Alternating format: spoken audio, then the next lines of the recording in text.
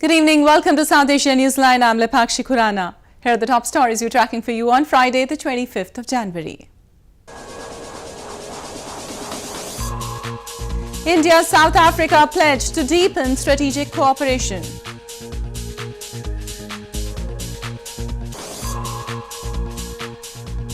Pakistani court declares Pashtun model's murder as extrajudicial killing.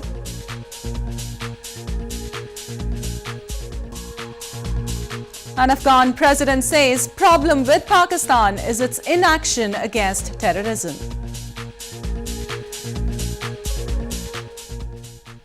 And now for all the details. India and South Africa on Friday sealed a 3-year strategic program to further boost cooperation in a number of key areas after talks between Indian Prime Minister Narendra Modi and South African President Cyril Ramaphosa in New Delhi. The South African leader will be the chief guest during the celebrations of India's 70th Republic Day on Saturday in the national capital. South African President Cyril Ramaphosa met Indian Prime Minister Narendra Modi in New Delhi on Friday to boost bilateral ties between India and South Africa.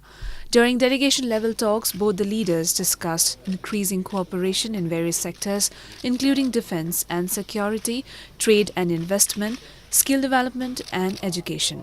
The two leaders later announced signing of a 3-year strategic program of cooperation aimed at deepening the bilateral engagement between India and South Africa. The South African president said that considerable scope exists for both the nations to grow, extend and deepen the ties at a number of levels, but more particularly at the economic level. We concluded this morning a 3-year strategic program of cooperation aimed at deepening the bilateral engagement between India and South Africa and ensuring that a result-oriented partnership benefits the peoples of both countries. We have instructed our ministers and officials to commence immediate implementation of this program that we have concluded in order to take our bilateral level to a higher level. Earlier in the day, the South African president also met his Indian counterpart Ramnath Kovind and was accorded a ceremonial guard of honour at the presidential palace in New Delhi. He is on a 2-day visit to India and will be the chief guest during the celebrations of India's 70th Republic Day on Saturday in the national capital. Indian Space Research Organisation on Thursday night launched 2 satellites, Sat V2 and Microsat R, from the country's southern spaceport of Sriharikota. The satellites were injected into their intended orbits by Polar Satellite Launch Vehicle.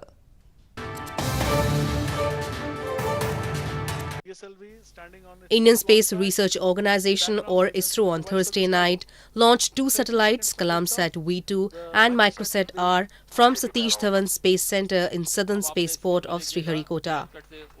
The communication satellite Sat is the lightest satellite to be ever built in the world and has been designed by India's southern Chennai-based space education firm Space Kids. The imaging satellite Microsat R was also injected into its intended orbit by ISRO's reliable Indian Polar Satellite Launch Vehicle just about 13 minutes 26 seconds after liftoff. ISRO is ready to extend help for all the students belongs to India for conducting their science experiment. I request the students of India, please bring your science experiment. And you please plug in PS4. We will launch. You don't worry. You do the science experiment.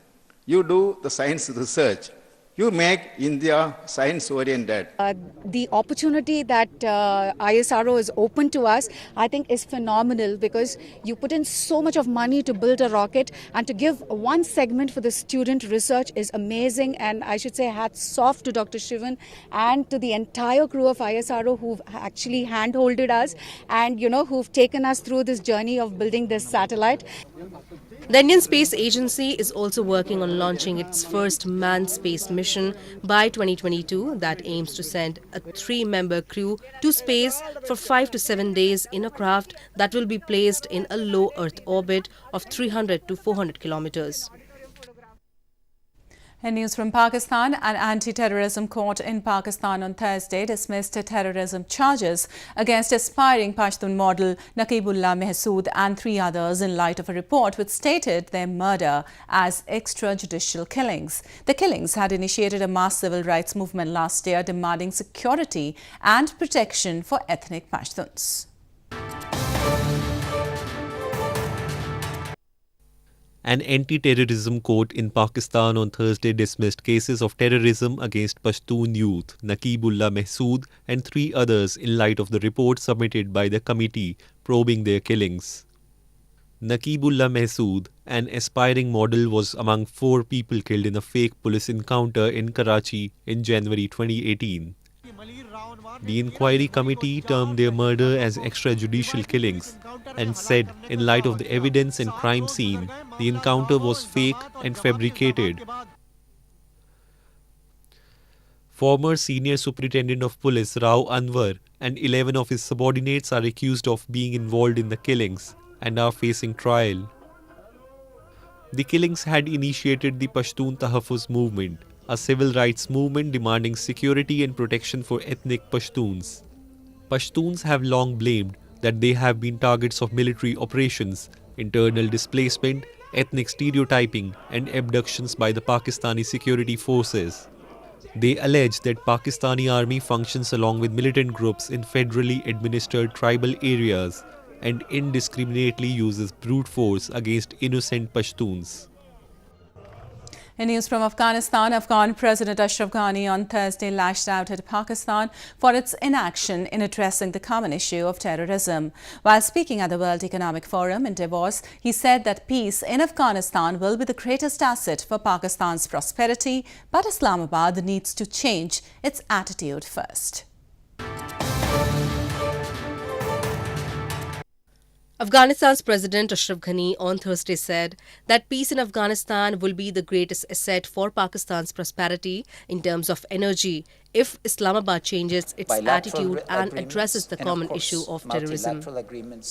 While speaking at the World Economic Forum in Davos, Ghani lashed out at Pakistan for supporting terror activities in Afghanistan and for failing to deliver on its promises. Let us not also forget. The Afghan president said that Pakistan would continue to remain a poor country if it continues in the current form, and that the Pakistani leadership needs to understand that their conduct has alienated them. An excellent analysis has been done by the World Bank. If they continue the current course, they will be a very poor country.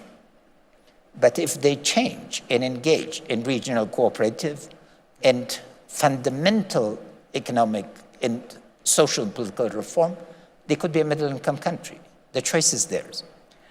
Meanwhile, speaking on the plans of a withdrawal of US forces from Afghanistan, Ghani said there will not be an imminent withdrawal of US troops from the country. His remarks came as reports surfaced that the US and the Taliban had reportedly inched closer towards sealing an agreement on key issues, including a timetable for the withdrawal of US forces from Afghanistan and a ceasefire. More news from Afghanistan. Afghanistan's Chief Executive Abdullah's office has expressed a strong disapproval on the dismissal of Second Deputy Mohammad Mohaqiq by the Presidential Palace. The move comes a week after Mohaqiq announced he will run as Second Vice President on Mohammad Hanif Atmar's election ticket. Afghanistan's Chief Executive Officer Abdullah's office reacted strongly to President Ashraf Ghani's decree on Thursday that ordered the dismissal of Abdullah's second deputy, Mohammad Mohaqiq. The CEO's office said it was a one-sided decision and against the provisions of the political agreement on which the National Unity Government, or NUG, was established.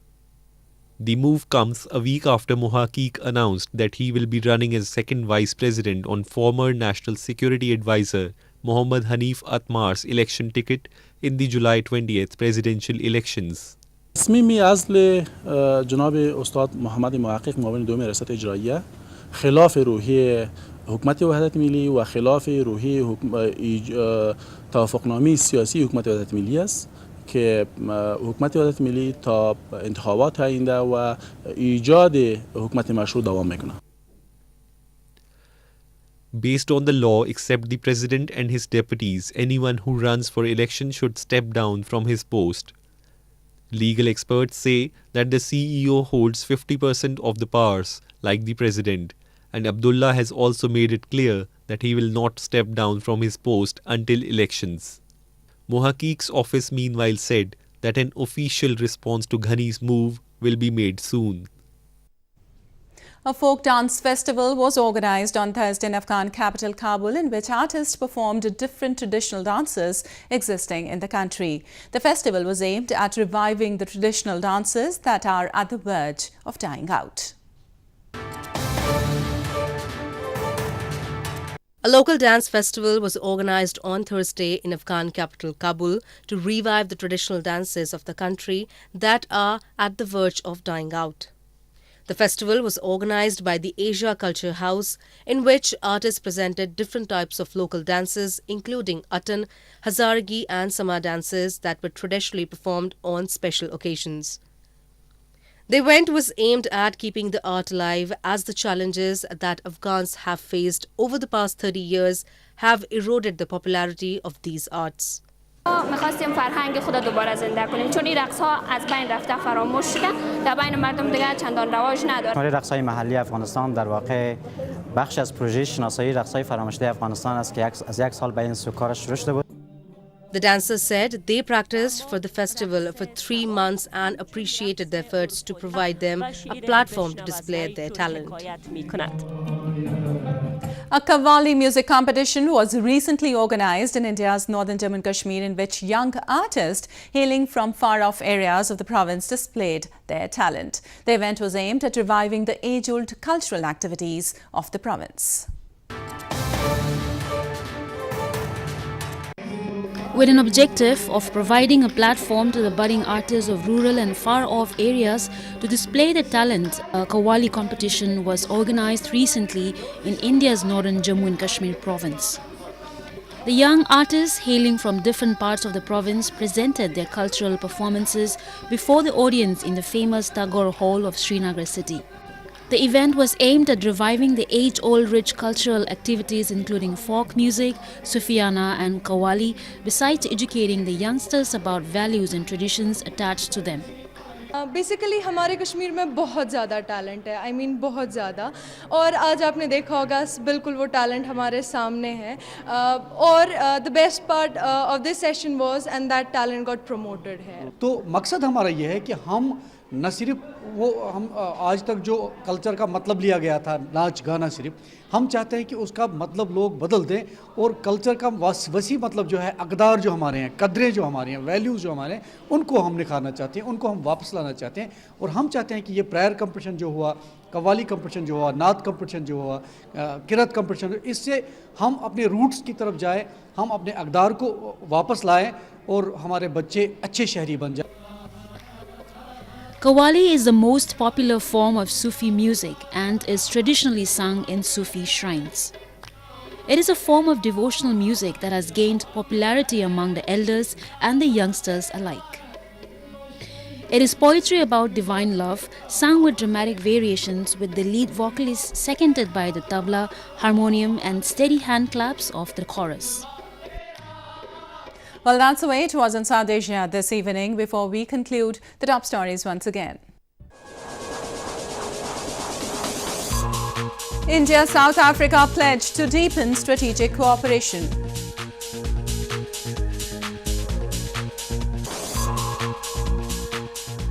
Pakistani court declares Pashtun model's murder as extrajudicial killing.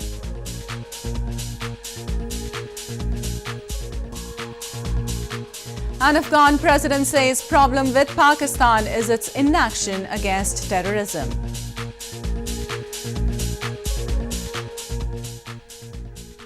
Now our viewers can watch the show on SouthAsiaNewsline.com. You can also visit us on Facebook.com/SAsiaNewsline and follow us on Twitter @SAsiaNewsline. That's all in tonight's edition. We'll see you same time next week. Have a great weekend. Good night.